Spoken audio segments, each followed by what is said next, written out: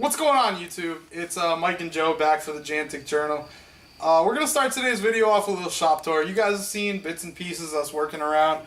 So we're just going to go around, seen other videos on YouTube. Everybody does shop tours. So we're going to do it today.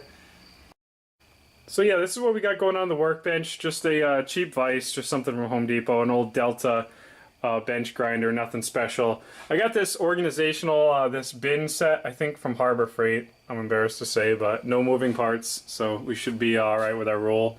Just, you know, a lot of carburetor parts. This is pretty much all lawnmower racing stuff.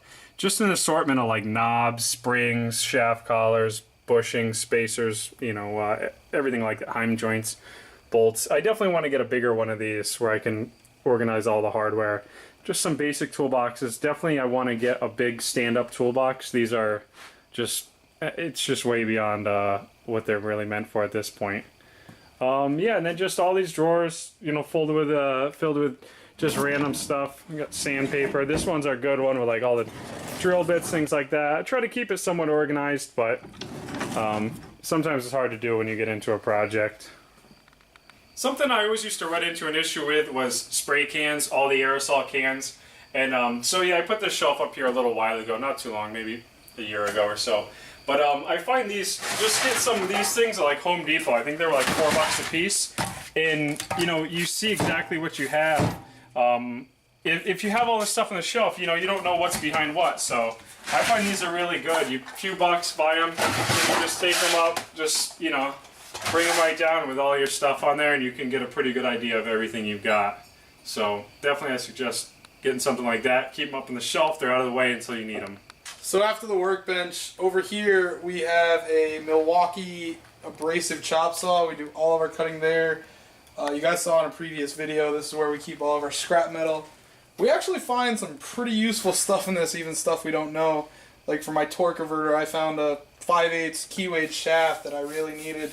Made my own shaft. Yeah, this is kind of like scrap metal that we keep that might have a use. You know, it's not necessarily the bin. Yeah, it's not exactly scrap. It's not this. It's not this. It's not that. It's not that. That's just straight going to the scrapyard metal. Old brake rotors, stuff like that. So this is useful stuff.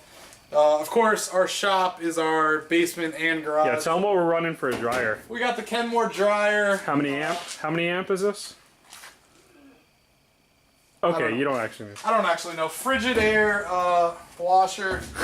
Because we're close to the mill, we always end up with metal shavings in our clothes, splinters in our socks, and it's not fun, but you know, we gotta make do. Over here we have the welding table, which is pretty much just our general purpose table. It's nice because you can get to it from 3 sides, so you know, 2 people can be working on either side of it. We got a 3/8 top. 3/8 top. It's good, you know, 1/2 inch, you get 1/2 inch, something like that. It's really sturdy, but for what we're doing, just light MIG welding, no real torching or anything. 3/8 works good, just some square 1/8 inch wall tubing takes care of that. We got the leveling legs on it, the feet rather, to level it off, so it's nice. You're working on a project, you can use a level, and as long as you level the table, then you know you can keep things level as you go up. You actually made that table, right? Yeah, I made it about a year ago. It's probably, I think it's close to 400 pounds, but I still want to put some shelving underneath and maybe store some stuff, get the weight up a little bit on it, just so you can really you know, crank on stuff on it. For the welder, just an old 120 volt Miller. It works good though. It doesn't get too much use, so you know, it's still a pretty good machine. I run the .03 wire, so works pretty good. Alright, over here we got the South Bend lathe. It's an 11-inch lathe. I kind of made a mistake when I bought it. I thought it was a 10-inch, which is a more common lathe. The 11s are pretty rare. They only made them a few years in the 1930s. So this is a 80-year-old lathe, but works good for cutting threads. I've had pretty good success even with cutting like threads in chromoly shaft. Cuts good threads. Let me show you how old it is though. We actually have it where it has the leather belt. I don't know if you can catch that. But yeah, it works pretty good. Does what we need it to do, but you know, it wouldn't be a bad idea to upgrade to a little bit bigger, more modern lathe. Just a Delta drill press. This thing doesn't get that much use anymore. Pretty much once you get a Bridgeport, you really don't use this. Unless you're just doing some light stuff, you just, you know, hold the piece of metal and do it. It just wants to walk around. It's just not that rigid of a machine. It's not that heavy. Yeah, it's a Delta, not a rigid. Yeah, it's just Delta, right? Chinese, Taiwan. I think this is Taiwanese. Yeah, made in Taiwan. And then we got the Bridgeport. This is a 1960s Bridgeport with a 36-inch bed, not the 42. The 42 is like the full-size one. This has the old 1 horsepower, the old pancake GE motor, which is pretty good for basements. As you can see, there's not a whole lot of room here, probably about 8 inches or so until it's hitting the ceiling. So these are great for a basement or garage for a home user. Got the variable frequency drive on it to convert it, because this is a 3-phase motor. So that converts your power from, you know, 240, 220 to 480, I think, 3-phase. So, and it also changes the frequency so you can change the RPMs of the motor on the fly. This is the J head, which is a belt drive. It's not geared. So there's just 2-step pulleys that you can change the ratio. But yeah, it works pretty good. So yeah, as I was saying, I don't really use the drill press anymore. I pretty much just, you know, use this chuck in the Bridgeport, and it just, you know, you clamp stuff down and it's just going to cut perfectly straight holes. The bit's not going to walk around. I mean, I think I've cut like 3/4 and 5/8 twist bits, and they just goes through no problem. But yeah, don't have a whole lot of tooling for this.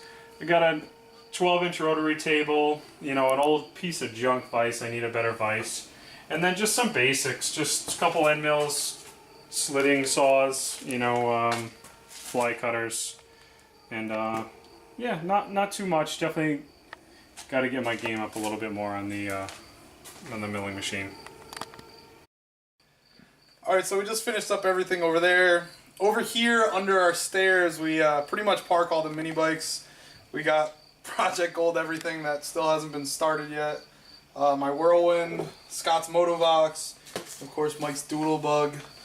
So those pretty much stay there most of the time. Over here is the main garage. So Mike keeps his Regal here. In that corner we have our engine lift.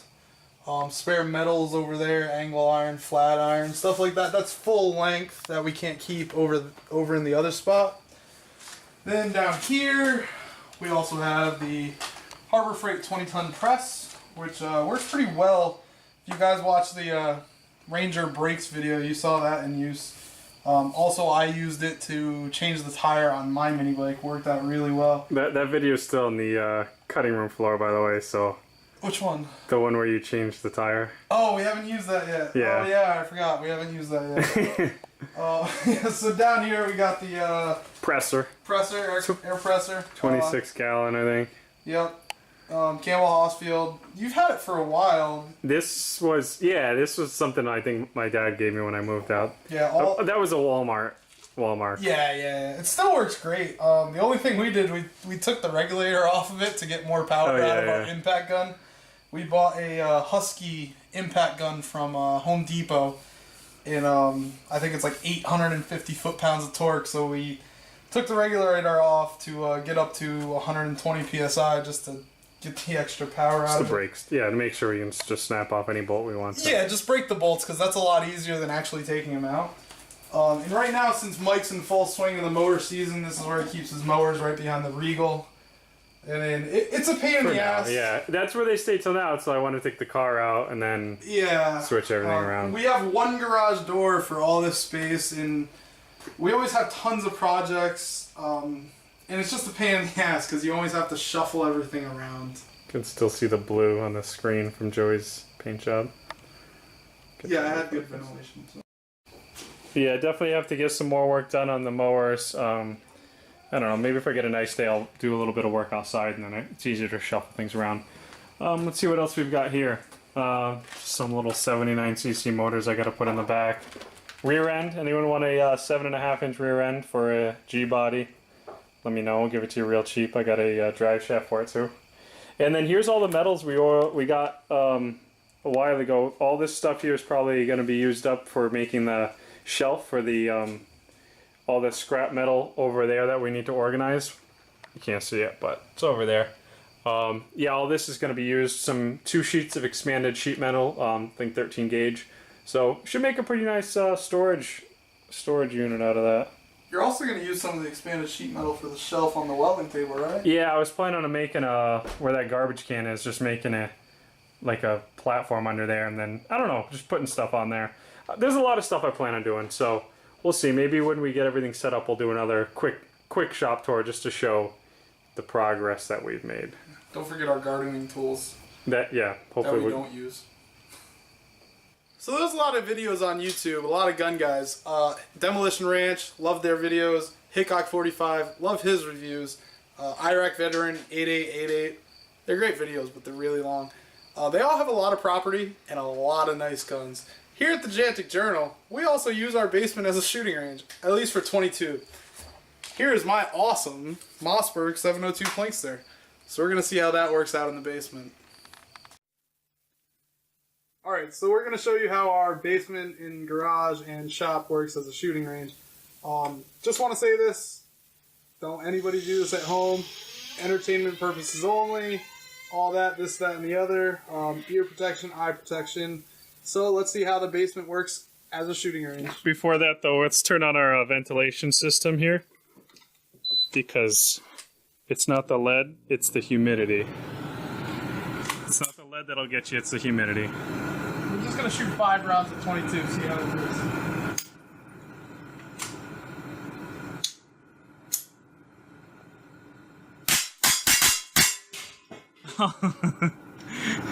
So that was 5 rounds of 22 in our basement. We're gonna go upstairs now because of the weather.